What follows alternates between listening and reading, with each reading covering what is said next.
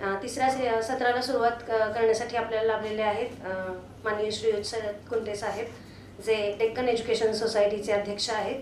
मी फाउंडेशनचे सचिव महंतेश नाईक आणि सारिका मॅम यांना विनंती करते की त्यांनी त्यांचा स्वागत सत्कार करावा. शरद कुंटे.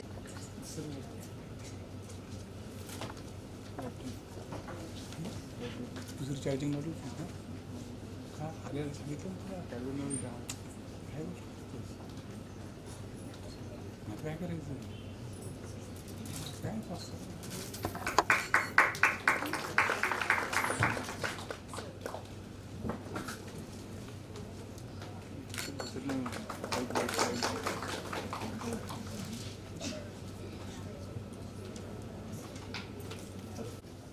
मेथड म्हणजे कसं करायचं आणि मॅन म्हणजे करणारा जो माणूस आहे त्याचे डूज अँड डोंट्स किंवा त्याच्या संबंधामध्ये जे आपल्याला वर्कआउट करून घेण्याचे तपशील आहे ते सगळे त्याच्यामध्ये तिसऱ्या टप्प्यात येतात. काही जीवनात मोठा बदल घडवण्यासाठी या किमान क्षमता प्राप्त होणं निश्चित आवश्यक आहे, शंका नाही. पण एवढं म्हणजे शिक्षण असं मात्र नक्की नाही. तर त्याच्यात अजून बऱ्याच काही गोष्टी जोडल्या गेल्या पाहिजेत. विनोबाजी भावेंचं एक सुंदर वाक्य आहे शिक्षणाच्या संबंधामध्ये. त्याचं म्हणाले होते की शिक्षण म्हणजे मेंदूचा विकास, हृदयाचा विकास आणि हाताचा विकास. या तिन्ही गोष्टी झाल्या की शिक्षण झालं. ते सोप्या शब्दात त्यांनी सांगितला विषय. मेंदूचा विकास म्हणजे थोडक्यात आपण बुद्धी जी आहे आपली, त्या बुद्धीचा विकास योग्य पद्धतीने कसा करावा. आपण खरं म्हणजे सगळ्या शैक्षणिक उपक्रमांमध्ये त्याच्याच संबंधात काही ना काहीतरी काम करतो. बुद्धीच्या विकासामध्ये बरेच टप्पे आहेत. म्हणजे जी माहिती दिली जाते त्या माहितीचं ज्ञानात रूपांतर करणं हा बुद्धीच्या विकासाचा एक भाग आहे. माहिती म्हणजे ज्ञान नाही. नाहीतर प्रत्येक ग्रंथालय म्हणजे काय प्रचंड ज्ञानाचा साठा आहे असं म्हणलं असं कोणी. ज्ञान आहे तिथे, माहिती आहे, पण माहिती म्हणजे ज्ञान नाही. ज्यावेळी माहितीला अनुभवाची जोड दिली जाते तेव्हाच तिचं रूपांतर ज्ञानामध्ये होतं. आणि खरं म्हणजे शिक्षकाचं काम तेच आहे. माहिती मिळवण्याचे अनेक सोर्सेस उपलब्ध आहेत. आता तर इतक्या आर्टिफिशियल इंटेलिजन्स सारखे विषय आता झपाट्यामध्ये पुढे येत आहेत. मला माहिती नाही लगेच शाळा स्तरापर्यंत ते पोचतील की नाही, पण महाविद्यालयीन स्तरापर्यंत ते आधीच पोचलेले आहेत. म्हणजे ChatGPT सारखं एखादं तंत्रज्ञान जर त्या विद्यार्थ्याच्या हाताशी असेल तर कुठल्याही विषयाच्या नोट्स तो आधी तयार करून येणार आहे वर्गात. त्यामुळे शिक्षक काय शिकवतो याचीच एका अर्थाने विद्यार्थी समोर बसून परीक्षा घेईल अशी स्थिती आहे. माहिती त्याच्याकडे आधी, आपल्या पुष्कळ आधी त्याच्याकडे माहिती जमा होऊ शकते. भरपूर सोर्सेस उपलब्ध आहेत माहितीचे. पण माहिती म्हणजे ज्ञान नाही. शिक्षक त्याच्याच करता लागतो की ही जी माहिती आहे त्याच स्वतःच्या जीवनाशी कुठेतरी सांगड घालता येते का त्या विद्यार्थ्याला. आपल्या समाजाच्या काही परिवर्तनासाठी जी काही माहिती गोळा केली आहे त्याचं आपल्याला ॲप्लिकेशन काही करता येत आहे का. ही सांगड जर घालता आली त्याला तर ते ज्ञानामध्ये रूपांतर होईल, नाही तर नाही होणार. माहिती ही माहितीच राहील, फक्त निरस माहिती राहील. उपयोजन म्हणजे आपण जी माहिती मिळवली त्याचा वेगवेगळ्या व्यवहारामध्ये उपयोग करण्याच्या पद्धती निरनिराळ्या स्वरूपाच्या या जोडल्या गेल्या पाहिजेत. त्याच्या पुढच्या ज्या दोन टप्पा असतात, अनालिसिस आणि सिंथेसिस, विश्लेषण आणि संश्लेषण, की एखादी गोष्ट मिळवण्यासाठी कोणते कोणते वेगवेगळे मार्ग उपलब्ध असू शकतात याच्या पद्धतीने विचार करायला लावणं, ते शिकवणं. आणि त्यातला कुठला विषय हा जास्त योग्य, इतर का नाही, हाच योग्य काय आहे याच्या संबंधी जरा तौलनिक त्याला चिंतन करायला लावणं, शिकवणं.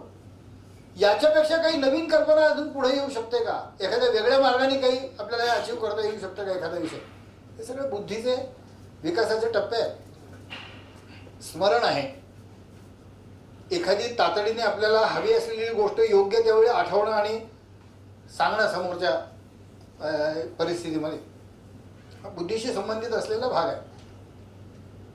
अजून बुद्धीचा विकास याच विषयावर फक्त व्याख्यान नाही आहे, पण बुद्धीचा विकास, मेंदूचा विकास याचा अर्थ बुद्धीचा विकास, एवढ्या पुरतं आता आपण गृहीत धरू. हृदयाचा विकास हा दुसरा मुद्दा विनोबाजींच्या बोलण्यात आला. हृदयाचा विकास म्हणजे थोडक्यामध्ये भावनिक विकास असा आहे. व्यक्ती भावनेने जोडली जाणं, एखादा विद्यार्थी जो आहे भावनेने जोडला जाणं, हे शिक्षणाचं मूलभूत उद्दिष्ट असलं पाहिजे. भावनेने कुठं कुठं जोडला गेला पाहिजे. खरं म्हणजे आपल्या घरातल्या माणसांपासून आजच्या वेगाने बदलणाऱ्या सामाजिक परिस्थितीमध्ये फार गरजेची गोष्ट झाली आहे की ते मूल पहिलं त्याच्या घरातच नीट भावनेने जोडलं गेलं पाहिजे. पालकांनी त्याच्यासाठी काही पुढाकार घ्यावा लागतो, प्रयत्न करावा लागतो, पालकांच्या मनामध्ये असतंच.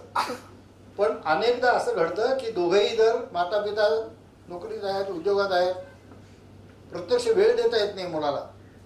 मग आम्ही मुलासाठी काय केलं, काहीतरी अमुक खेळणे आणून दिलं, अमुक एक हे आणून दिलं, त्याला लॅपटॉप आणून दिला, तू तुझं काहीतरी बघत बस, मोबाईलवर काही बघत बस, अमुक कर. त्याला मी अमकं घेऊन दिलं म्हणजे माझं कर्तव्य पार पाडलं.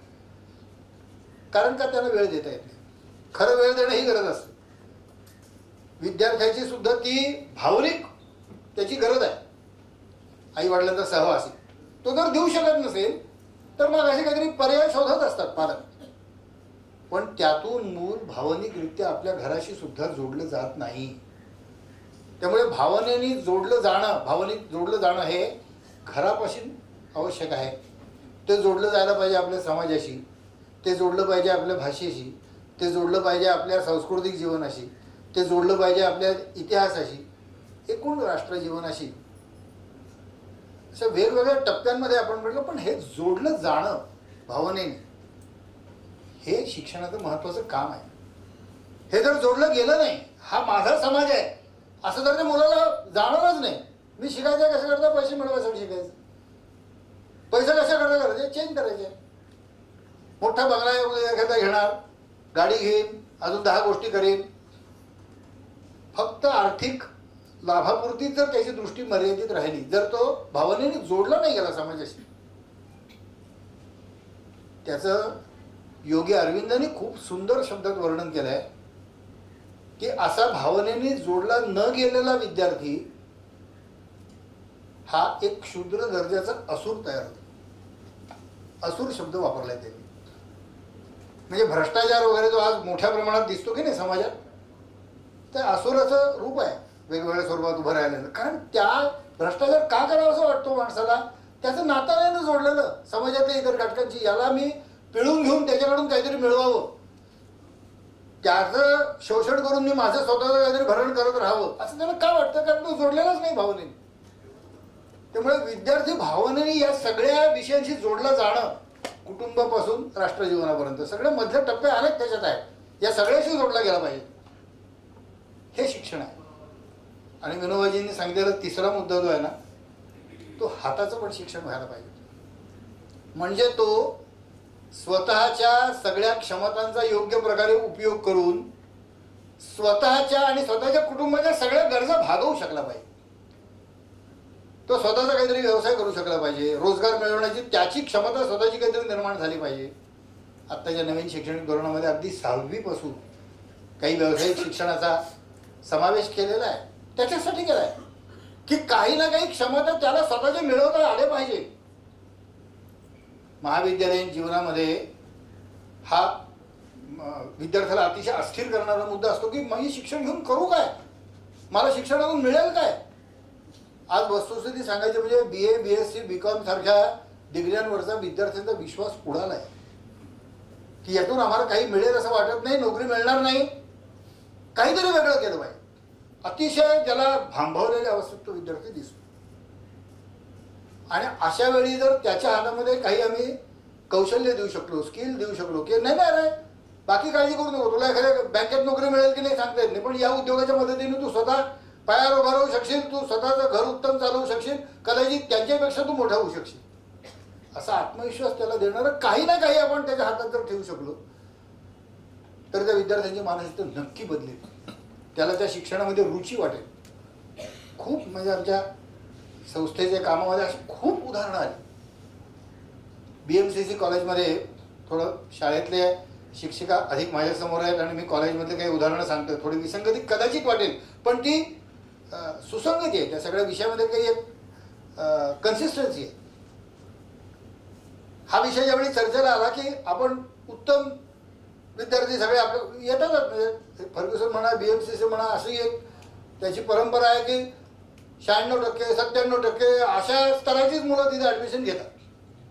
त्यामुळे फार काही कौतुक नाही आमचं 100% निकाल लागला. तर येतातच मुलं तुमच्याकडे हुशार, तर 100% निकाल लागणारच आहे. म्हणजे कौतुक काय? पण त्या विद्यार्थ्यांच्या डोक्यात काय चालतं? ज्यावेळी त्यांच्याशी हा विषय बोलला गेला की आपण तुम्हाला ज्याच्या आधाराने काहीतरी स्वतःच करता येईल असे आपण नवीन काही कोर्सेस दिले रोजच्या अभ्यासक्रमा व्यतिरिक्त, तर तुम्ही ते सहभाग घ्याल का? ज्यादा फी द्यावी लागेल त्याच्याकरता, ज्यादा वेळ देऊन तुम्हाला यावं लागेल. असे 25 कोर्सेस BMCCने काढले. मग त्याच्यात शेअर मार्केटचा विषय आहे, ॲडव्हान्स एक्सेल आहे, म्युच्युअल फंड्सचा काही विषय त्याच्यामध्ये जोडला आहे, GSTच्या संबंधातले, म्हणजे कॉमर्सशी रिलेटेड, मॅनेजमेंटशी रिलेटेड असे बरोबर विषय 24-25 विषय काढले की या विषयाचं प्रशिक्षण तुम्हाला आम्ही देणार आहोत. बाहेरचे प्रशिक्षक बोलवू त्याच्याकरता. तुम्हाला ॲडिशनल काही खर्च करावा लागेल, वेळ वेगळा देऊन त्याच्यासाठी यावं लागेल. हा त्यावेळी अभ्यासक्रमाचा भाग नव्हता. नवीन शैक्षणिक धोरणानुसार आता कॉलेजमध्ये हा अभ्यासक्रमाचा भाग झाला आहे. ही सुरुवात आम्ही 4 वर्षापूर्वीपासूनच केली. अनुभव असा आला, मला वाटलं तर 100-200 मुलं नोंदवतील ना, कारण खर्च जादा करायला लागेल का त्याच्यात. म्हणून सगळ्या 3000 मुलांनी नावं नोंदवले किंवा आम्हाला या विषयात भाग घ्यायचा, आम्हाला वेगळं शिक्षण हवं आहे. आमचं टाइम टेबल कोलमडलं ना, कारण एवढी व्यवस्थाच नव्हती केली आम्ही. 6 महिने सुरू नाही करता आलं आम्हाला ते सगळं जे ठरवलं होतं ते. मग नंतर सुरू झालं, 6 महिन्यानंतर सगळं तसं वेळापत्रक बसवलं. पण त्याच्यावर आम्हाला सगळ्यांना विचार करायला लागला की आज विद्यार्थ्याच्या मनात काय चाललंय. त्याला हे गरजेची गोष्ट वाटते की मी डिग्री मिळवून माझं काही होणार नाही, मला पुढे काहीतरी मिळवावं लागेल. स्वतःच्या हातात काहीतरी, हाताचा विकास ही गोष्ट त्याला वेगळ्या शब्दात कळते आहे विद्यार्थ्याला. गेल्या 2 वर्षापासून फर्ग्युसनमध्ये आम्हाला तोच अनुभव आला. छोटे छोटे काही व्यवसाय शिक्षणाचे विषय काढले. मॉडेल मेकिंगचा विषय आहे, फोटोग्राफीचा विषय आहे, ॲनिमेशनचा विषय आहे, असे 5-7 कोर्सेस सुरू केले. सांगितले त्याला ॲडिशनल तुम्हाला फी द्यावी लागेल, वेगळ्या वेळात येऊन शिकावं लागेल. कोर्स डिक्लेअर केल्यावर पहिल्या दिवशी भरून जायचं. त्याची कपॅसिटी 50,000 तर 60-70 मुलं आणि आमचं घ्याच काहीतरी म्हणून तिथे येऊन बसलेली असायची. पहिल्या दिवशी भरून जायचं. हा जो काही एक रेटा आहे ना काळाचा असलेला, हा नवीन शैक्षणिक धोरणाच्या कर्त्यांना समजला आणि म्हणून त्यांनी हा वेळेवर विषय आणलेला आहे. आता जे कॉलेजच्या ॲडमिशनच्या विषयात सांगितलं जाताना पद्धत काय असली पाहिजे कॉलेजच्या सगळ्या अभ्यासामध्ये, तर 6 व्हर्टिकल्स असतील शिकायला विद्यार्थ्याला. 1 मेजर सब्जेक्ट, 2 मायनर सब्जेक्ट्स, 1 भाषा. पुढची जे 2 व्हर्टिकल्स आहेत ना त्यातलं एक व्यवसाय शिक्षणाचं आहे आणि एक आहे लाईफ स्किल्स. मग तुम्हाला नीट बोलता आलं पाहिजे, नीट लिहिता आलं पाहिजे, वेगळ्या पद्धतीने एखाद्याला इंटरव्ह्यूला सामोरं जाता आलं पाहिजे, अनेक विषय. आता हे रेग्युलर शिक्षणाचा भाग बनला आहे. BMCC किंवा फर्ग्युसनमध्ये आम्ही वेगळा ॲडव्हान्स कोर्सेस म्हणून तो विषय चालवत होतो. आता रेग्युलर कोर्सेसचा भाग बनला आहे. ही दिशा आहे नवीन शैक्षणिक धोरणाची आणि ती खालपर्यंत यावी म्हणून 6वी पासून तो विषय इंट्रोड्यूस केला आहे. मी अमुक केलं असं कदाचित माझ्या बोलण्यामध्ये 4 वेळा येईल, पण हा विषय पोचवल्यानंतर कसा उचलला जातो, कसा यशस्वी होतो सांगण्यासाठी ते गरजेचं आहे. आपल्या डेक्कन एज्युकेशन सोसायटीच्या सगळ्या शाळांमध्ये आम्ही असं गेले 3-4 वर्ष मांडतो आहोत की कंपल्सरी करू नका कोणाला, पण सगळ्या पालकांना अपील करा की आम्ही काही ना काही असे वेगवेगळे कौशल्य ही व्यवसाय शिक्षणाच्या माध्यमातून विद्यार्थ्यांना शिकवणार आहोत. आणि शनिवारचा 1-2 तास त्याच्यासाठी आम्ही वेळ बाजूला काढला. ज्यांना ते व्यावसायिक कौशल्य शिकायला यायचं नाही आहे त्यांच्यासाठी काही वेगळी व्यवस्था केली. काही पेपर सोडवून घेणं म्हणा, अमुक तमुक, काय शाळेमध्ये अनेक करण्याजोगे उपक्रम असतात, त्याला काही अडचण नाही आहे फार.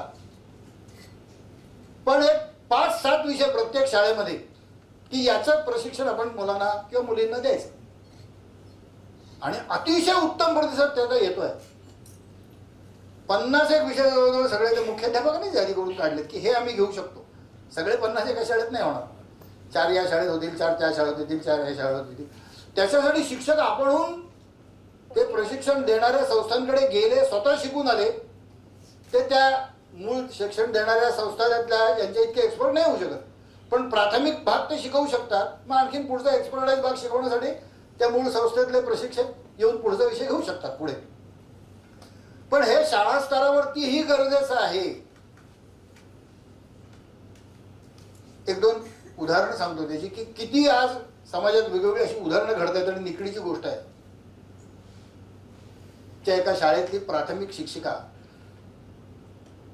नाव मुद्दाम सांगत नाही, असा फार काही पगार नसतो प्राथमिक शाळेतल्या शिक्षकांना, मला कल्पना आहे त्याची. कोरोनाच्या काळामध्ये त्या शिक्षिकेचे यजमान आजारी पडले. 2 वर्ष घराच्या बाहेर पडू शकला नाही माणूस तो. नंतर गेले पडाला. स्वतःचा व्यवसाय होता, तो व्यवसाय बंद पडला. मिळवण्याचं दुसरं काही साधन नाही आणि हिचा पगार तर इतका कमी. पण आम्ही शाळेमध्ये एक स्किल शिकवलं होतं, सोल्डरिंग. सोल्डरिंग काही फार मोठं कौशल्य नाही, पण सोल्डरिंग तुम्हाला आलं की छोटी छोटी इलेक्ट्रॉनिक खेळणी बनवता येतात, काही वस्तू बनवता येतात. त्याच शिक्षकाचा मुलगा आमच्या शाळेत 9वीला शिकत होता त्यावेळी, आता जस्ट 10वी पास होऊन गेला. त्याने परिस्थिती ओळखली की अशाशी परिस्थिती आहे. आम्ही वेगवेगळ्या गोष्टी करून घेतल्या होत्या मुलांच्याकडून. त्यातलं एक त्याला जरा बरं वाटलं, सोलर लँटर्न्स, सौर कंदील बनवणं. सगळं किट बाजारात विकत मिळतं, सगळं सुटे भाग विकत मिळतात. ते किट घेऊन यायचं, त्या वस्तू जोडायच्या, सोल्डरिंग करून व्यवस्थित ते फिटमेंट करायचं ते सगळं उपकरणाचं आणि वेगवेगळ्या दुकानांना विकायचं. एक त्यातलं असं युनिट तयार करून विकलं की 150 रुपये मिळतात. त्या मुलांनी घर चालवलं. हे गेल्या वर्षीची आणि त्याच्या आधीच्या वर्षीची या 2 वर्षातली घटना आहे. अजूनही मी अशा संदर्भातली बरीच उदाहरणं देऊ शकतो, कारण गेल्या 3-4 वर्षात अशी खूप उदाहरणं, खूप अनुभव विद्यार्थ्यांच्याकडून आले की अरे ही केवढी गरज आहे सामाजिक, आम्हाला हे ते करायचं आहे. नवीन शैक्षणिक धोरणात याच्यावर भर दिला आहे. याच्या हे झालं पाहिजे म्हणून एक आग्रहाचा विषय म्हणून आला आहे. हा पहिल्यांदा नाही आलेला बरं का. म्हणजे या NEP मध्ये आलेले सगळे विषय या पूर्वीच्याही सगळ्या कमिशन्सनी मांडलेला आहे, आग्रह धरलाय. कोठारी कमिशनने विषय मांडला होता व्यावसायिक शिक्षणाचा संबंधातला, नाही इम्प्लिमेंट होऊ शकलं त्यावेळी. परत आलाय वेगवेगळ्या पद्धतीने. त्या वेगवेगळ्या कमिशन्समध्ये जे विषय आले ते पुन्हा सगळे ते एकत्रित होऊन पुन्हा या नवीन शैक्षणिक धोरणात आलेले आहे. आपल्याकडे इंडियन नॉलेज सिस्टीम म्हणून नवीन शैक्षणिक धोरणामध्ये आवश्यक भाग म्हटलाय की भारतीय ज्ञान परंपरेसंबंधित तुम्ही मुलांना काहीतरी सांगितलं पाहिजे, शिकवलं पाहिजे. भारतीय ज्ञान परंपरा म्हणजे काय आम्हाला कुठं माहिती. आज आपल्यापैकी एखाद्या शिक्षकाला सांगितलं तू भारतीय ज्ञान परंपरा विषयासंबंधात एखादे लेक्चर दे, मी हात वर करायला सांगत नाही कारण अडचणीची परिस्थिती होऊ शकते कदाचित, पण गडबडतात. म्हणजे काय सांगायला पाहिजे तर या निमित्ताने आमच्या शिक्षकांची त्याविषयीची थोडी तयारी होईल. मगाशी मी जो उल्लेख केला ना, भावनेनी जोडणं आपल्या सगळ्या वेगवेगळ्या घटकांची, कुटुंबापासून राष्ट्रापर्यंतच्या, ते सगळे जोडण्याचे जे आयाम आहेत ना त्याच्यात इंडियन नॉलेज सिस्टीम सगळी येऊन जाते. म्हणजे भारत को जानो, भारत कसा आहे समजून घ्या. मग ते भारत कसा आहे समजून घेताना भौगोलिक समजून घ्या, ऐतिहासिक समजून घ्या, आमची सांस्कृतिक परंपरा समजून घ्या, आमचा जे काही सगळ्या महापुरुषांच्या देशातले होऊन गेले ते समजून घ्या, वाईट पण गोष्टी समजून घ्या, देशात काय आहे, आमच्या देशातले जाती व्यवस्थेचे दुष्परिणाम काय आहेत समजून घ्या, आमच्या देशातल्या राजकारणामुळे कशी फूट पडत झाली आहे किंवा एक विचित्र वातावरण तयार झालं आहे जे भारतामध्ये ते समजून घ्या. भारत को जानो, भारत को मानो. म्हणजे जे आमचं आहे ना, भले चांगलं असेल वाईट असेल, हे माझं आहे, वाईट असेल तर दुरुस्त करू, चांगलं असेल तर वाढवू, पण जे आहे हे माझं आहे. त्याच्याशी भावनिकरित्या जोडला जाणार विद्यार्थी. वेगळा प्रयत्न करावा लागतो बरं, आपोआप होत नाही यातलं काही गोष्ट. भारत के बनो, मी या देशाचा घटक आहे, या समाजाचा एक घटक आहे आणि मी या समाजासाठी किंवा देशासाठी जगणार आहे, या समाजासाठी काहीतरी करणार आहे. ही भावना हळूहळू जागृत जर करता आली आपल्याला, मग वाहतुकीचे नियम पाळा म्हणून विद्यार्थ्याला सांगावं लागत नाही. कारण मी या समाजाचा घटक आहे ना, मी या समाजाचे नियम पाळले पाहिजेत. कर चुकवू नका म्हणून सांगावं लागत नाही, नंतर शिकवायला लागत नाही. मी या समाजाचा घटक आहे ना, मग मी कर भरले तर माझा समाज नीट चालेल, तर कळतं विद्यार्थ्याला.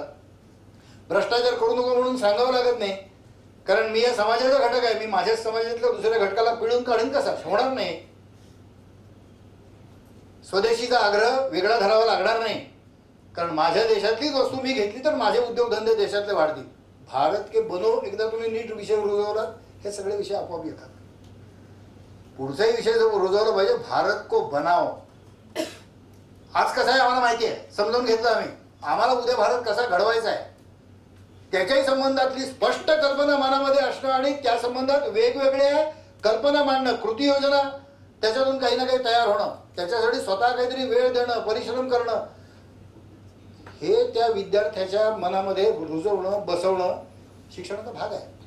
इंडियन नॉलेज सिस्टीम म्हणजे काही मोठे धर्मग्रंथ शिकवायचे असं काही नाही. हा विषय आपल्या जे देशाचं सगळी परंपरा आहे, पद्धत आहे, काय देश आहे, कसा पुढे न्यायचा आहे, त्या सगळ्याशी त्याची जोडणी करणं. हा विषय विनोबाने एका शब्दात त्याला सांगितलं, हृदयाने जोडा, हृदयाचा विकास करा. त्याच्यात हा आला भाग सगळा.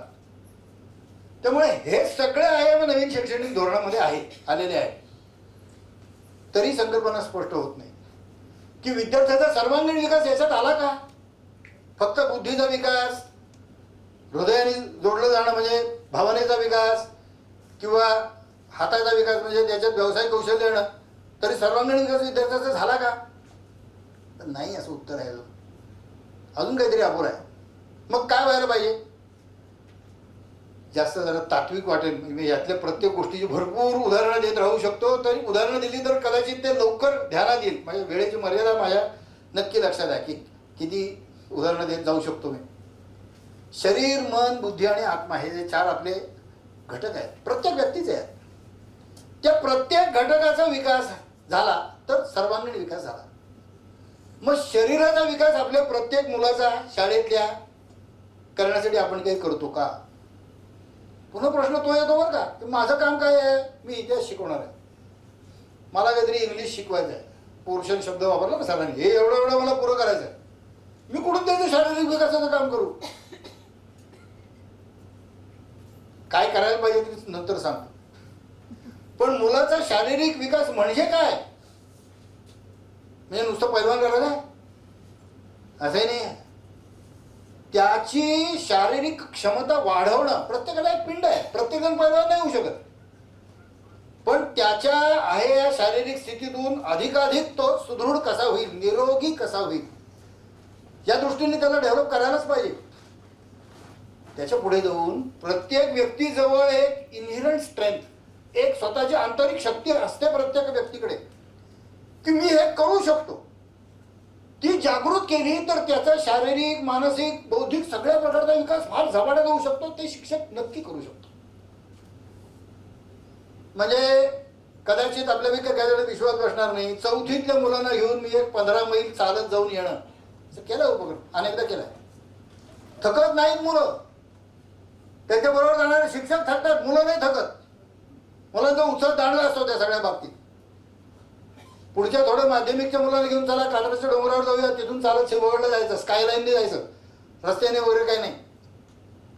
प्रचंड उत्साह मुलांच्या. मुलांच्या शक्ती शारीरिक असते, पालक वाव देत नाही, कारण माझं मुलगा पडेल का, कुठेतरी इकडे जाताना कुठेतरी त्याला काही होईल का, डोंगरातून जाताना साप चावेल का, काय ते एखादं मूल असतं पालकांना, त्यामुळे त्याच्या संबंधीची जास्त काळजी वाटणं स्वाभाविक आहे. पण असे वेगवेगळे अनुभव जर नाही दिले ना, तर तो कडक या सगळ्या विषयाला टिकून राहणार असं होऊ नाही शकत. त्याची ती क्षमता बनली पाहिजे की मला प्रत्येक गोष्ट शक्य आहे, प्रत्येक गोष्ट मी करू शकतो. आता यावर्षी आम्ही शाळेतल्या सगळ्या मुलांना सांगितलं की सूर्यनमस्काराची स्पर्धा घ्यायची. जे 4थीपर्यंतची मुलं आहेत त्यांनी 108 सूर्यनमस्काराचा प्रयत्न करायचा. 5वी ते 10वीची मुलं आहेत त्यांनी 500 सूर्यनमस्कार घालायचे. मला 1-2 मुख्याध्यापकांनी शब्द, सर अघोरी कल्पना आहेत तुमच्या, मला बोलून दाखवतो बरं का, म्हणजे तेवढं आम्ही एकमेकांशी बोलू शकतो मोकळेपणाने. म्हटलं मी काही सक्ती नाही करत, 500 घातले नाहीत तर मी त्या मुलाला शिक्षा, असं नाही. तुम्ही टार्गेट द्या, पहा किती लोक करत आहेत काय ते. आमच्या जवळजवळ 16 शाळांमध्ये इथं प्रयोग झाला तो, पण 1000 पेक्षा जास्त मुलांनी 500 सूर्यनमस्कार घातली आणि त्यांच्याजवळ एवढी क्षमता आहे की शिक्षकांनाच अंदाज नाही आला कधी. काटकोळ दिसतं पोरगा, पण 500 नमस्कार घातला, थकलं नाही. म्हणजे याने आता बास म्हणून सांगितलं मग थांबलं ते बरोबर. आहे ना त्याच्याजवळ क्षमता, त्याला कधीतरी आपण संधी दिली पाहिजे ना, त्याला कधीतरी म्हटलं पाहिजे अरे गो हेड, तू अजूनही काहीतरी करू शकतो, हे म्हणणारा शिक्षक लागतो. त्याला सायकल चालव तू, चला आपण आज बनेश्वरला जाऊन येऊ, भुलेश्वरला जाऊन येऊ पलीकडच्या बाजूला. मग आणखीन जरा चांगली क्षमता आली, 8वी 10वीतली मुलं आली त्या ह्याच्यामध्ये, चला आपण महाबळेश्वरला जाऊ, 2 घाट चढून जाऊ. आपण मुलं जातात, थकत नाहीत, त्यांची शारीरिक क्षमता तेवढी आहे. आपण शारीरिक क्षमता वाढवण्यासाठी प्रोत्साहन देणं आणि स्वतः शिक्षकांनी बरोबर उभं राहणं हे करायला लागतं. मार्गदर्शन नुसतं नाही चालत, शिक्षक बरोबर उभा लागतो त्याला, तर ते आनंदाने करतात, उत्साहाने करतात. शिक्षकाचं प्रोत्साहन एवढीच गोष्ट शिक्षक विद्यार्थ्यांना पुरते की शिक्षक आपल्याला प्रोत्साहन देतात याविषयी आणि दाखवतात सिद्ध करून घेऊ मी करू शकतो. आम्ही विद्यार्थ्यांच्या पाठांतराची स्पर्धा घेऊ शकतो का, की अरे छान तुला गाणं म्हणता येतं ना, नुसतं भांडे म्हणताना त्या भेंड्याच्या स्पर्धा लावताना कुठेतरी नुसतं ध्रुपद म्हणतात का बरं, पूर्ण गाणं गाणं येत तुला. चल या दिवाळीच्या ह्याच्यामध्ये आपण लावूया स्पर्धा की जास्तीत जास्त गाणी पाठ करायची, किती जण करू शकतात बघू. स्पर्धा घेतल्या, 100 गाणी पाठ करणारी मुलं आली, मिळाली. त्यांच्यात आहे ना पाठांतराची क्षमता. आपण त्यांना कधी टेस्टच केलं नाही, त्यांना कधी आवाहनच केलं नाही का हे तू कर. विकास असा होतो, भाषण देऊन होत नाही. असं उपक्रमच शोधावे लागतात, स्पर्धांच्या स्वरूपात शोधावे लागतात किंवा वेगवेगळ्या निमित्ताने काहीतरी हे करावं लागतं. मुलं आपल्या कल्पनेपेक्षा अधिक चांगलं सकस वाचन करून त्याचा अभ्यास करू शकतात, त्याला त्याचा इंटरेस्ट वाटला पाहिजे. म्हणजे 15 ऑगस्टच्या वेळी त्या स्पर्धा घेतल्या की विकसित भारत, आम्हाला विकसित भारत म्हणजे काय करून दाखवा. आयाम दिले वेगवेगळे की विकसित भारताचा आर्थिक आयाम असा असेल, याचा परराष्ट्र धोरणाचा आयाम असेल, संरक्षणाचा आयाम असेल. 8वीतल्या 10वीतल्या मुलाला काय कळतं, किती कळतं असं आपल्याला वाटतं. भले त्यांनी पालकांची मदत घेतली असेल, पण त्या मुलांनी लायब्ररीत गेले, त्याच्यातली काही पुस्तकं शोधून काढली, त्याच्या नोट्स काढल्या, ते दाखवल्या शिक्षकांना की आम्ही याच्या मदतीने विषय मांडतो. आश्चर्यकारक रीतीने त्यांनी वेगवेगळ्या विषयाची तयारी केली आणि मांडणी केली. संधी दिली पाहिजे आपण की अरे हे कर, असं करता येतं तुम्हाला. मुलांना जर सांगितलं की आपल्या लायब्ररीत 2000 पुस्तकं आहेत, प्रत्येक लायब्ररीच्या कार्डवर आपण शाळेतून बाहेर पडण्यापूर्वी आपलं नाव असलं पाहिजे, म्हणजे कधीतरी ते पुस्तक आपण घेऊन वाचलं पाहिजे. त्या विद्यार्थीला हे कळलं पाहिजे की शिक्षक पण करतोय बरं का तसं, म्हणजे शिक्षक पण लायब्ररीत जातो, तो पाहतो. हे जर विद्यार्थ्यांनी बघितलं असेल, विद्यार्थी करतात. नाही आवडलं पुस्तक परत कर, पण घेऊन जा, चाल तर खरं, तुला काय येतं काय नाही बघ, तुला आवडलं नाही तर परत कर, दुसरं घेऊन ये. असे छोटे मोठे उपक्रम देत राहून विद्यार्थ्यांचा विकास घडवता येतो. शारीरिक, मानसिक, बौद्धिक आणि आत्मिक विकास म्हणजे काय, हा आणखीन पुढचा भाग आहे. एका अर्थाने ते नैतिक अधिष्ठान निर्माण करणं आहे. तुम्ही जर म्हटलात मगाशी की हे करावं का योग्य नाही, योग्यच आहे. त्याचं कारण व्यक्तीच्या आंतरिक क्षमता वाढवणं आणि स्थिर करणं हेच शिक्षकाचं काम आहे. त्यात कुठेही धर्मनिरपेक्षता आडवी येत नाही, काही होत नाही त्याच्यामध्ये. आम्हाला विद्यार्थ्याचा विकास करण्यासाठी जे जे करायला लागेल ते केलं पाहिजे. आणि असा विकसित विद्यार्थी तुम्ही जर घडवला नाही तर देशाचा विकास होऊ शकणार नाही. तुम्ही घडवलं नाही म्हणजे मी केलेत प्रयोग म्हणून मी सांगतो की हो असं करता येतं. म्हणजे असे किती वेगवेगळ्या प्रकारचे प्रयोग केले याचीच मी शेकडो उदाहरणं, म्हणजे 2-4 तास त्याच विषयावर तुम्ही सांगत राहू शकतो. पण उपक्रम दिले पाहिजेत, शिक्षकांनी दिले पाहिजे. आणि त्याचं जे असेसमेंट आहे ना, तसं असतं सरांनी सांगितलं की हा काय करू शकतो काय नाही करू शकत. प्रत्येकजण प्रत्येक गोष्ट करू शकेल असं नसतं. एखाद्याला याच विषयात रुची आहे, एखाद्याला दुसऱ्याच विषयात येतात. एक आमच्याकडे विद्यार्थी होता की नाही शाळेच्या ह्याच्यात फार लक्ष नाही द्यायचं, तर लागायचं नाही. त्याला मी सांगितलं अरे तुझ्यात शारीरिक क्षमता चांगली आहे ना, तू ॲथलेटिक्समध्ये भाग घे, बघ तुला काय काय करता येतं. त्यांनी पळायला सुरुवात केली. रोज 10 किलोमीटर पळायचं. रोज शाळेतला विद्यार्थी 10 किलोमीटर पळणं सोपी गोष्ट नाही आहे. रोज 10 किलोमीटर पळायचा. तो वेगवेगळ्या मॅरेथॉन स्पर्धांमध्ये त्यांनी भाग घेतला. नंबर नाही कधी आला. दिल्लीच्या रिपब्लिक डे परेडमध्ये त्याला सहभाग घ्यायला मिळाला. त्याचा आत्मविश्वास एवढा वाढला की अरे मला शाळेमध्ये अमके मार्क मिळाले तरच मला प्रतिष्ठा आहे असं नाही आहे. मी खूप काही करू शकतो, माझ्यात करण्यायोग्य खूप काही क्षमता आहे. बस तेवढंच आपलं काम आहे. त्या विद्यार्थ्याचा आत्मविश्वास वाढवणं एवढंच काम आहे आपलं. बाकी आपलं काही काम नाही. तो जाणार त्याच्या गतीने पुढे, 100% जाणार त्याच्या गतीने.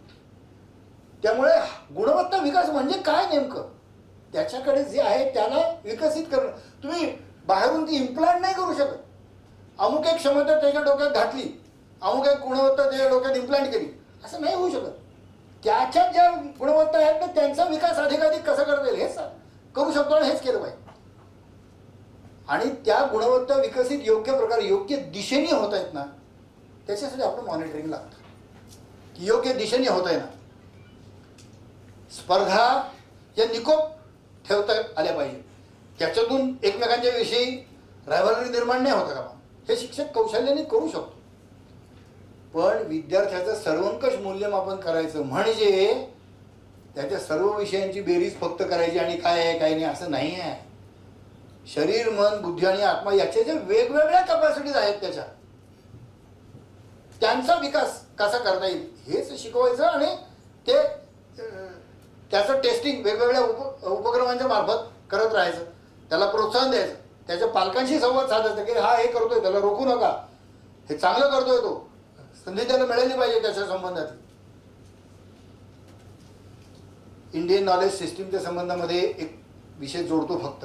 मगाशी मी वाक्य उच्चारलं ना की सगळ्या आपल्या आत्तापर्यंतच्या शिक्षण आयोगांची दृष्टी एकच आहे, वेगळी नाही आहे. आत्तापर्यंत कोठारी कमिशनचे कोठारी याचे अध्यक्ष होते, राजस्थानचे होते मूळचे, मोठी म्हणजे त्यांनी प्रचंड काम केलं. म्हणजे सगळ्या देशभरातल्या सगळ्या तज्ज्ञांच्या बरोबर चर्चा करून आत्तापर्यंत घडलेल्या वेगवेगळ्याचं विश्लेषण करून आणि एक मोठा एका अर्थाने प्रबंधच म्हणा शिक्षण मंत्र्यांच्याकडे सोपवला आणि ते दिल्लीत आले, जयपूरला आले परत त्यांच्या मूळ गावी जायसाठी म्हणून विमानाने उतरले. त्यांना पत्रकारांनी घेरलं तिथे. एवढं मोठं तुम्ही काम केलं, एवढा तुम्ही अहवाल दिलात, आम्हाला जरा ग्लिम्सेस सांगा, त्यातलं काही विशेष काय सांगा त्याच्यात. एवढ्या शैक्षणिक अहवाल तुम्हाला 2 वाक्यात काय सांगायचं.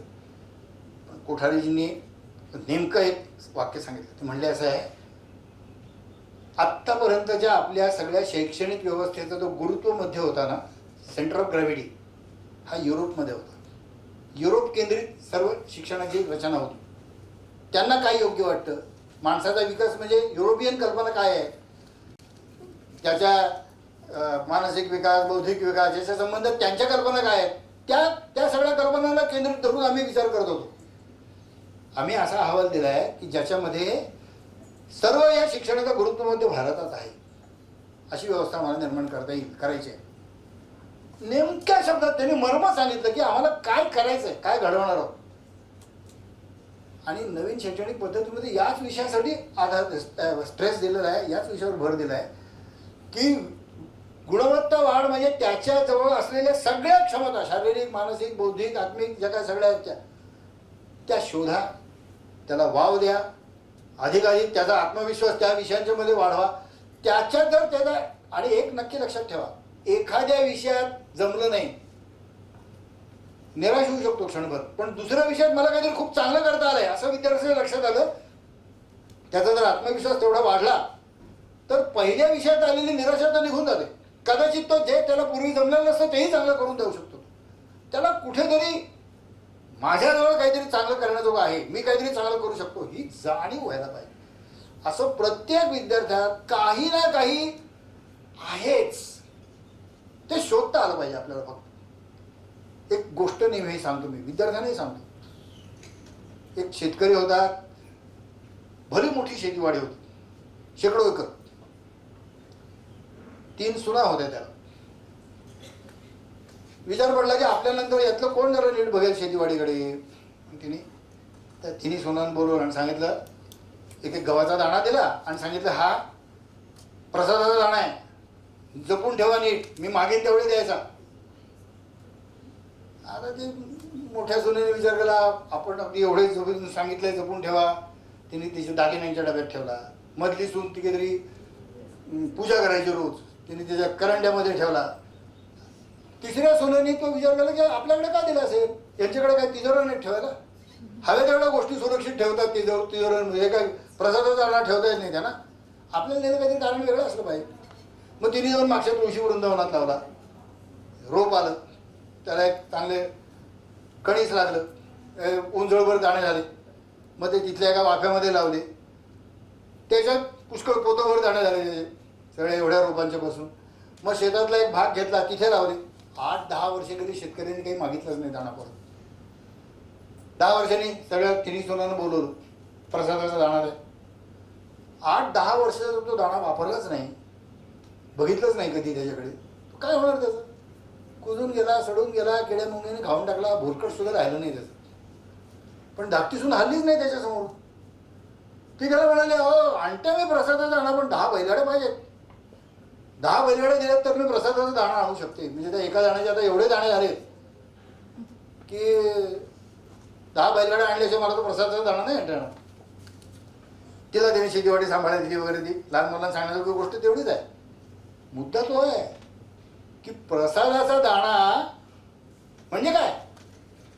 प्रत्येक विद्यार्थ्याकडे जी काही ना काही गुणवत्ता आहेच. प्रत्येकाला प्रसादाचा काही ना काही दाणा दिलेलाच आहे. तो कसा वाढवता येईल, अनेक पट मोठा कसा करता येईल, ते शोधणं आणि ते करायला संधी देणं. जर तो प्रसादाचा दाणा म्हणजे त्याला मिळालेली गुणवत्ता मोठी करायला किंवा वाढवायला संधीच मिळाली नाही, तर तो कुजून जाणार, सडून जाणार, किड्या मुंग्याने खाऊन टाकणार. त्या गुणवत्ता पुन्हा कधीही उजेडात येणार नाही. त्याच्या त्या संसाराच्या दबडग्यात गेला की संपला. शैक्षणिक जीवनात असतानाच त्याच्या क्षमता कुठेतरी शोधल्या गेल्या पाहिजे. त्याच्याजवळ परमेश्वराने दिलेलं प्रसादाचा दाणा आपल्याला शोधता आला पाहिजे आणि तो विकसित करायची त्याला संधी मिळाली पाहिजे. बस, याच्यापेक्षा वेगळं काहीही गुणवत्ता विकास म्हणजे काही नाही याच्यापेक्षा वेगळं. आणि त्यामुळे याच्यावर जर आपण भर दिला, हे जर करू शकलो आपण, आणि याच्याकरता अभ्यासक्रमात वेगळा तास लागत नाही की आज गुणवत्ता विकासाचा तास, काही लागत नाही. आपण रोजच्या व्यवहारामध्ये अनेक गोष्टी विद्यार्थ्यांना सांगू शकतो, त्यांच्याकडून करून घेऊ शकतो. त्याच्याकरता सुट्टीच्या दिवशी आणखीन कुठल्या तरी वेळेला थोडा प्रोत्साहन देऊन एखादा हा उपक्रम करूया, तो उपक्रम करूया, शिक्षक करू शकतो. शैक्षणिक गुणवत्ता वाढीसाठी देखील अनेक उपक्रम करण्याजोगे आहे. आता तो सगळा विषय नाही, पूर्णपणे कसा वाढवता येईल, काय करता येईल याचा संबंध एक छोटा उपक्रम फक्त आपल्याला सांगतो, जो आत्ता आमचा चालू आहे संस्थेमध्ये. म्हणजे हे बाकीचा सर्व विकास व्हावा आणि अभ्यासाच्या बाबतीत विकास करून घ्यायचा नाही असं काही नाही, ते झालंच पाहिजे. काय करता येऊ शकतं त्याच्याकरता आम्ही गेल्या वर्षीचे विद्यार्थ्यांचे रिझल्ट्स अनालाइज केले. नापास कोणाला करायचं नाही, ठीक आहे, पण त्याचं त्यांनी काय दाखवलंय कौशल्य ते तर दिसेल की नाही. लेखी पेपरात कळतं त्याला किती मार्क मिळाले काय ते. तर त्याचं सगळं अनालिसिस केलं आणि प्रत्येक इयत्तेच्या प्रत्येक विषयाचं ग्राफिकल रिप्रेझेंटेशन केलं की इतिहासात एवढे विद्यार्थी नापास झाले असते, भूगोलात एवढे नापास झाले असते, गणितात एवढे नापास झाले असते. सगळ्या विद्यार्थ्यांच्या शिक्षकांच्या समोर ते दाखवलं. आपलं काम काय आहे, हा ग्राफ आपल्याला खाली आणता येईल का? माझ्याकडे जर 38% विषय विद्यार्थी गणितात नापास होणार असतील, मी माझ्या प्रयत्नांनी तो 38% ते 25% आणू शकतो का? काय करता येईल त्याच्याकरता चर्चा घडवली शिक्षकांची आणि 2-3 मार्ग पक्के करून घेतले. सगळ्यात पहिलं काय करायला पाहिजे, पुन्हा पेपरच तपासायचे मुलांचं की पेपरमध्ये मुलांनी ऑप्शनला टाकलेले प्रश्न कुठले आहेत, मुलांना आले नाही सोडवता म्हणून ऑप्शनला टाकले, किंवा सोडवायचा प्रयत्न केला आणि आले नाही असे प्रश्न कोणते आहेत. मग जे विद्यार्थी सोडवत नाहीत किंवा सोडवलं तर चुकतात असे टॉपिक्स आयडेंटिफाय करून परत तसं टेबल तयार करायचं आहे. 9वी गणित त्याच्यातले हे 4 टॉपिक आले नाहीत मुलांना. 8वी काय इतिहास त्यातले हे 4 टॉपिक मुलांना येत नाही आहेत. असं एक व्यवस्थित टेबल तयार करून घेतलं. त्या विषयाचं प्रशिक्षण शिक्षकांना दिलं पाहिजे. विद्यार्थ्यांना येत नाही म्हणजे शिक्षकाला येत नाही. शिक्षकाला येत नाही म्हणूनच शिक्षक त्याला समजून सांगता येईल किंवा त्याला सोप्या पद्धतीने तिथपर्यंत पोहोचवेल अशी व्यवस्था करू शकत नाही. मग ते कसं पोचवायचं सोपं करून याचं शिक्षण शिक्षकांना दिलं पाहिजे. ते आमचा सगळे अभ्यासवर्ग आत्ता चालू आहेत. आत्ता तिथूनच मी या कार्यक्रमाला आलो. असा अभ्यासवर्ग तो आमचा एक चालला होता तिथून. पण एक ज्याला निश्चित वे आउट की या पद्धतीने आपण नापासांचं प्रमाण कमी करू, विद्यार्थ्यांना एखादी गोष्ट समजत नाही त्यांना नीट समजेल याची व्यवस्था करू. एक्झॉस्टिव्ह क्वेश्चन बँक्स करायला लावल्या. 4 प्रकारे आपण पेपरचं अनालिसिस करतो ना, की आदर्श पेपर कुठला. पहिला क्रायटेरिया म्हणजे सर्व समतोल असला पाहिजे, सर्व अभ्यासक्रमावर समतोल त्याचं पेपरचं तोलला गेला पाहिजे. दुसरा क्रायटेरिया त्यातलं डिफिकल्टी लेवल जी आहे, एक 20% प्रश्न खरंच कठीण असतील की बुद्धिमत्ता चांगली असेल तरच तो सोडवेल. 60% भाग असा की वर्गात नियमित येतोय, समजून घेतोय, होमवर्क करतोय, त्याला ते येणार प्रश्न. 20% अगदी सोपे आहेत, पासच करायसाठी ठेवले. थोडं असेल असं डिफिकल्टी लेवलचा विषय. तिसरा क्रायटेरिया त्यातला तो म्हणजे मगाशी म्हणजे ब्लूम्स टॅक्सॉनॉमीचा विषय सांगितला की आकलन आहे, उपयोजन आहे, विश्लेषण आहे, अशा वेगवेगळ्या स्तराचे प्रश्न त्याच्यात येत आहेत का. त्या ब्लूम्स टॅक्सॉनॉमीचा विषय, त्या प्रश्नांचं एक स्वरूप हा तिसरा क्रायटेरिया येईल.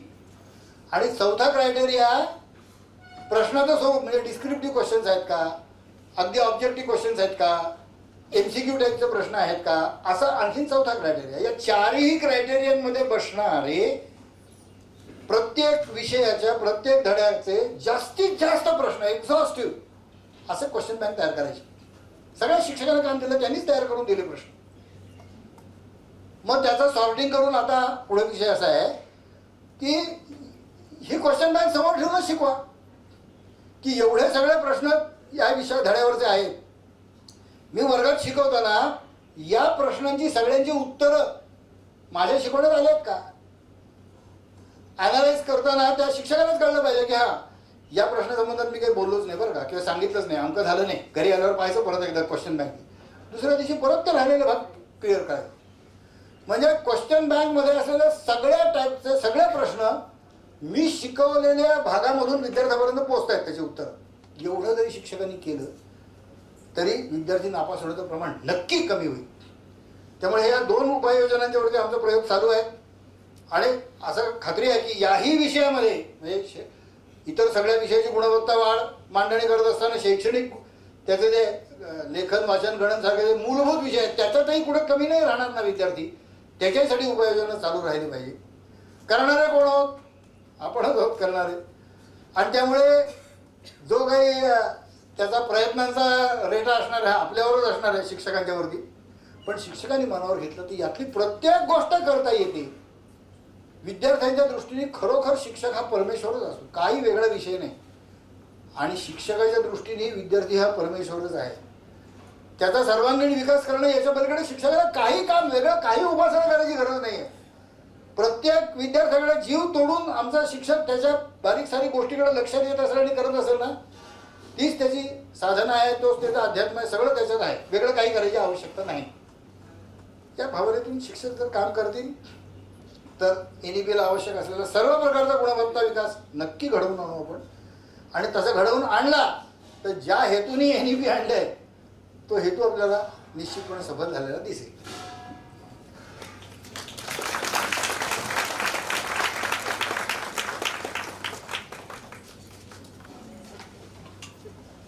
शैक्षणिक गुणवत्ता विकास अतिशय सुंदर आणि ॲनालिटिकली आपण म्हणू की तुम्ही इव्हॅल्युएशन कसं कराल सगळं अतिशय सविस्तरपणे सरांनी ती सिस्टीम समजावून सांगितली.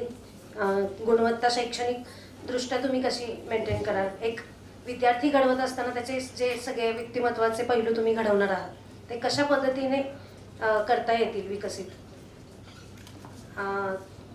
आपण सत्राच्या या परिषदेच्या या सेमिनारच्या अंतिम टप्प्यात आहोत आणि मी फाउंडेशनचे सक्रिय सचिव महंतेश नाईक यांना विनंती करते की त्यांनी आभार प्रदर्शन करावं.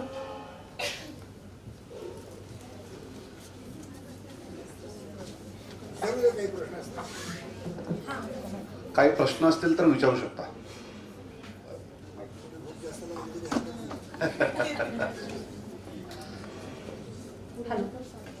या पुढे ते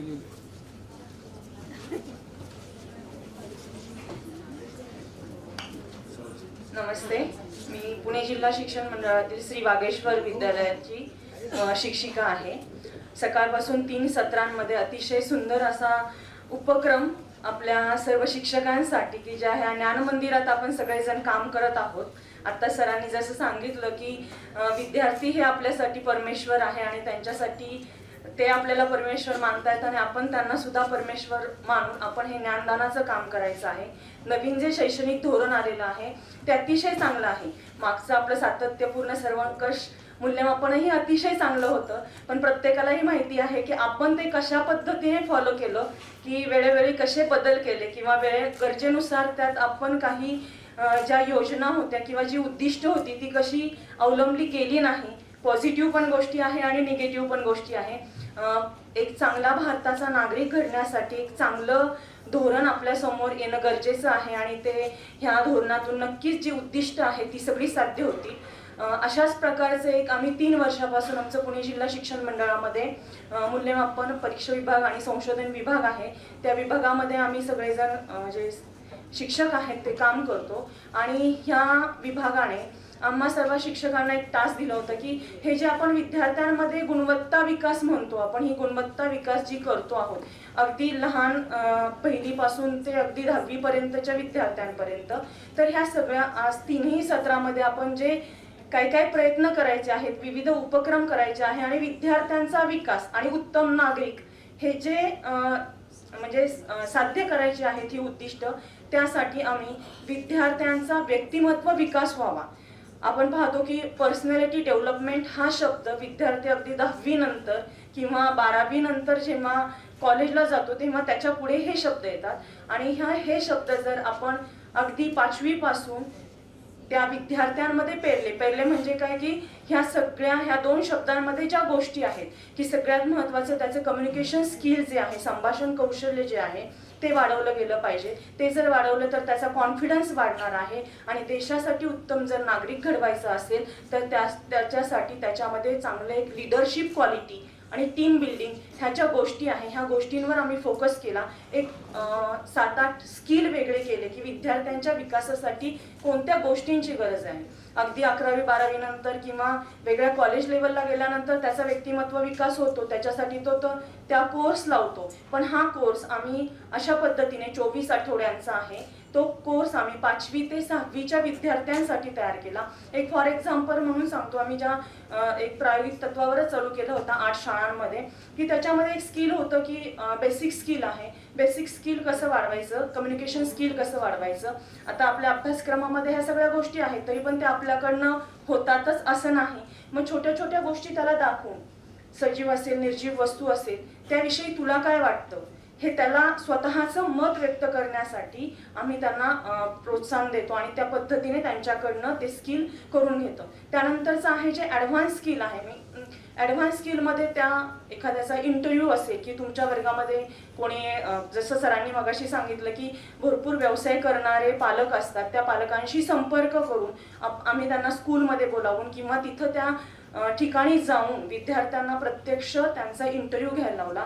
आणि आमच्या संस्थेने ज्या शाळांमध्ये हे चालू केलं होतं, जे शिक्षक आम्ही त्यांना ऑनलाईन शिकवत होतो, म्हणजे मी जर चरवलीची शिक्षिका आहे तर मी वेगळ्या शाळेत शिकवणार संस्थेच्या, असं ऑनलाईन कोर्स शाळा सुटल्यानंतर आठवड्यातनं एकदा आम्ही घेत होतो. पण इतका छान रिझल्ट आला की जेव्हा आम्ही तिथे व्हिजिटला गेलो, मी ज्या शाळेत शिकवते त्या शाळेत, की त्या मुलांनी इतके सुंदर आमचे इंटरव्ह्यू घेतले, म्हणजे आमचे घेतले की मला अपेक्षित नव्हते असे वेगवेगळे प्रश्न विचारले नाही. शेवटी मॅडम तुमचा ऑटोग्राफ द्या, म्हणजे हे जे समाधान मिळालं ते अगदी काहीतरी वेगळं होतं की खरंच हे व्यक्ती काहीतरी, विद्यार्थी काहीतरी बनवू शकतो किंवा एक देशाचा नागरिक किंवा एक लिडरशिप आणि टीम बिल्डिंगसाठी किंवा देशाच्यासाठी आम्ही त्यांना एक आपले जे स्वातंत्र्य सैनिक आहेत बर्फामध्ये उभं राहून कसं देशाचं रक्षण करतायत त्याचं चित्र दाखवलं होतं कारगिलचं.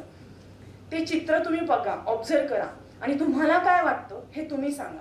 म्हणजे यातनं जे इमोशनल इंटेलिजन्स जे वाढवायचं आहे आपल्याला, ह्या सगळ्या त्यांची सामाजिक बांधिलकी आहे, भावनिक बांधिलकी जी आहे ती कशा पद्धतीने त्यांची जपणूक करता येईल किंवा वाढवता येईल ह्या गोष्टींचा त्याच्यामध्ये विचार केला गेला. तसंच मगाशी पण सरांनी सांगितलं की जे आपलं पूर्वीच्या काळचं शिक्षण, त्यांना 4 टप्पे दिले, 4 वेगवेगळ्या प्रकारची आम्ही चित्र दाखवली की झाडाखालचं शिक्षण, शांतिनिकेतन सारखं चित्र दाखवलं, इंग्लिश मिडियमचं चित्र दाखवलं किंवा आत्ताची ऑनलाईनची शिक्षणाची पद्धत दाखवली आणि प्रत्येकाला त्यांचं मत मांडायला लावलं.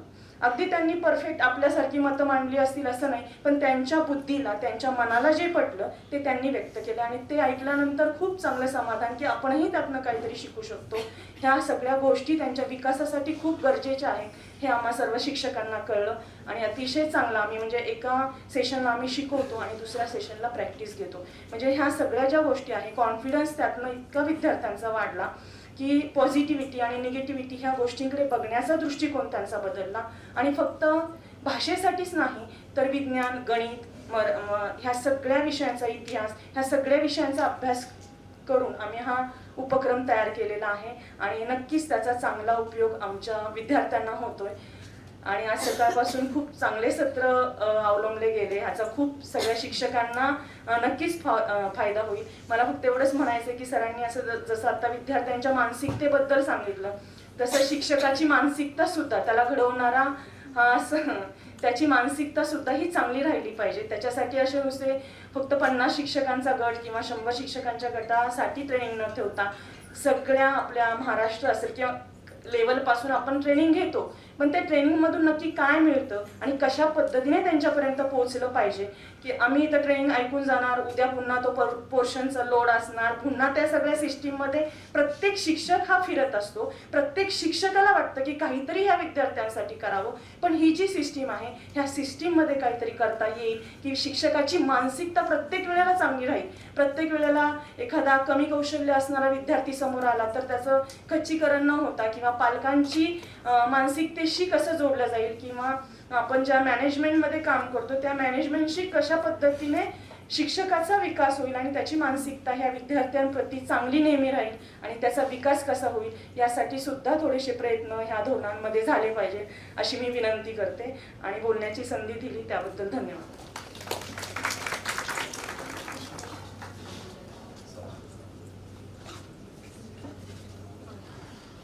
मागे आणखी कोणाला प्रश्न विचारायचा असेल तर विचारू शकतो.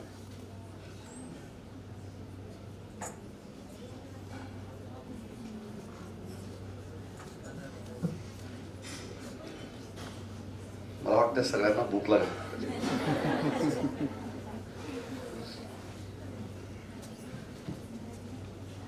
तुम्हाला जेवायला द्यायच्या आधी मला काहीतरी बोलायचं म्हणून मी दोब आहे. पहिल्यांदाच मी स्टेजवर उभा आहे अशा तुम्हाला सर्वांच्या तुमच्यासारख्या सर्व शिक्षकांसमोर.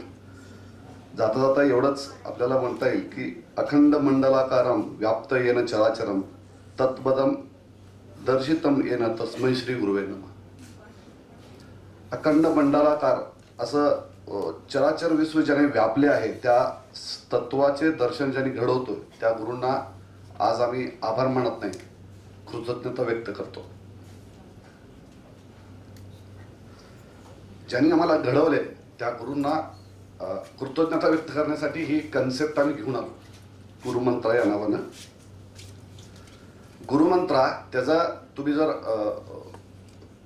टॅगलाईन बघितला तर एका पिढीकडून दुसऱ्या पिढीकडे ही अख्खी कन्सेप्ट तुमच्या समोर दिसते. आणि आमच्या संस्थेचं जर ब्रीद वाक्य तुम्ही वाचला असेल तो आत्मदीपो भव. त्या आत्मदीपोभवाच्या माध्यमातून जे जे आत्ता येतंय ते सगळं त्यालाच अनुसरून घडतोय की काय असं एकूण सगळं ऐकल्यानंतर दिसते. NEP आणि हा सगळा विषय त्याचं एकदम प्रत्यक्ष आम्हाला अनुभव ऐकायला मिळालं. आपला प्रकाश आपणच तयार करायचा आणि ती क्षमता आपल्यातच असते हे ज्याला शिकवायचं आहे ते सर्व तुम्ही आहात. आणि ज्या गुरुने मला शिकवलं त्या गुरुमुळे मी आज तुमच्या समोर आहे. आणि अशी तुम्ही सर्व गुरु आमच्या समोर उभे आहात. आपण सर्वांनी मिळून काय काय करू शकतो यासाठी आपला हा ग्लोबल स्टार फाउंडेशनचं प्लॅटफॉर्म तुमच्यासाठी उभं आहे. आणि तुम्ही सांगायचं की हे गोष्टी आपल्याला करायच्या आणि आपण सगळ्यांनी एकत्र येऊन करायचं आहे.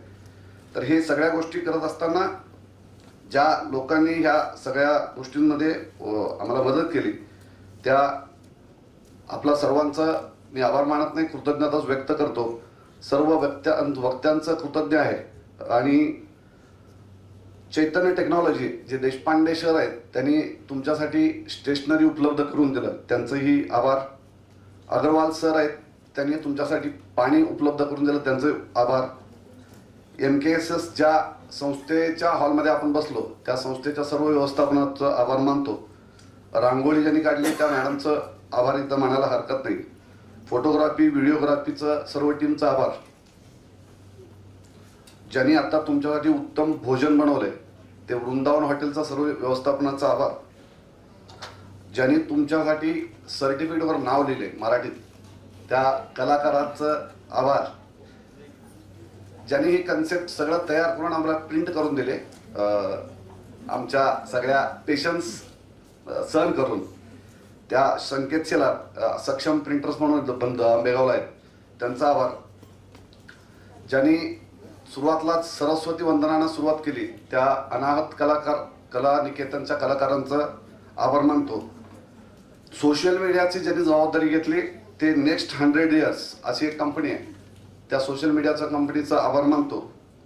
व्यवस्थेतल्या सर्व स्वयंसेवक आज त्यांची वेळ काढून इथं आलेत त्यांचाही मी संस्थेच्या माध्यमातून आभार व्यक्त करतो. शेवटी या कार्यक्रमाचं वंदे मातरमनं समाप्ती होणार आहे. नाही थांबा अजून.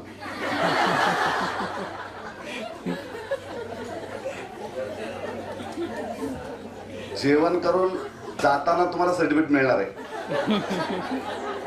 त्यामुळे जेवण झाल्यानंतर परत इथं तुम्हाला याच हॉलमध्ये यायचं आहे. इथूनच तुम्हाला सर्टिफिकेट घेऊन जायचं आहे. तुमचे सर्वांचं मत इथं 3 तासानंतर काय आहे हे तुम्हाला सगळ्यांना इथं मांडायला स्टेज जरी नसला तर प्रत्येकाने आपापलं व्हिडिओ आमच्या ग्रुपवर द्यायचं आहे. म्हणजे तुम्हालाही कळेल कोणाला काय म्हणायचं आहे आणि आम्हालाही कळेल. हे सगळे व्हिडिओज आम्ही आमच्या सोशल मीडियावर टाकणार आहोत. या सगळ्या सत्रांची सोशल मीडियावर आमच्या यूट्यूब चॅनलद्वारे परत तुम्हाला तुमच्या शाळेत ऐकवायचं असेल तर ऐकू शकता.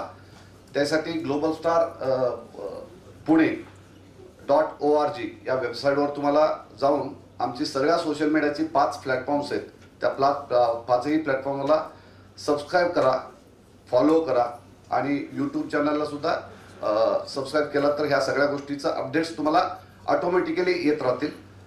ज्या समूह आपण बनवलाय त्या समूहाच्या माध्यमातून आपण काय काय गोष्टी तुम्हाला देऊ शकतो हे आत्ता मी नाही सांगत. ते गोष्टी आपण डिझाईन करणार आहोत सरांशी बोलून. तुमची काय मनातली प्रश्न असतील त्या प्रश्नांची उत्तरं वेळोवेळी आम्हाला तुम्हाला त्यांच्या माध्यमातून कसा देता येईल याचा आम्ही 100% प्रयत्न करणार आहोत. संस्थेचे आत्ता तुमच्या हातात एक डायरी दिला होता आम्ही, नोटपॅड दिला होता. त्याच्या मागे फीडबॅक फॉर्म आहे.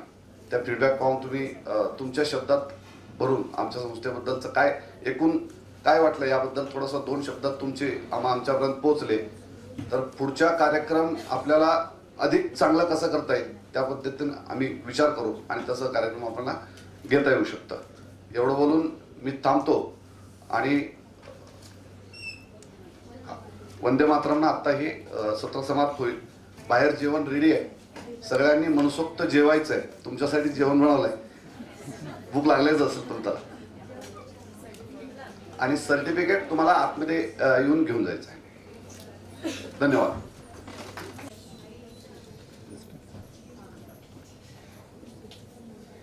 वंदे